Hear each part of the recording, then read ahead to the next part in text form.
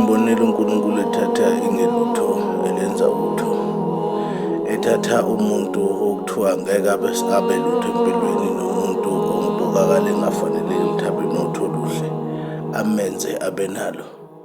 Enkingeni ey'ningi esibhekana nazo singabantu, okunye kwezinto ezishayayo izinto esingayikhandelanga zona kodwa siyithola ngenxa yabazali bethu. Kubuhlungu, kunzima uma kuthiwa ungwalesi sibongo kade eqinisweni awusiwala khona ngoba leyo nto ibopha impilo yakho. Ngifuna ukuthi kunabantu abaphila leyo mpilo kumanje abasemnyameni abangazazi nokuthi bangabaphi ngenxa yabazali bathi bathathela isinqumo babanikeza iy'bongo okungesizona. Ngifuna ukuthi mntakababa la ukhona ungalilahli ithemba. uNkulunkulu unawe, uNkulunkulu uzokubona, uNkulunkulu uyabavikela bonke abalahliweyo, nawe uNkulunkulu nawe ube nesibindi ume njalo. Amen.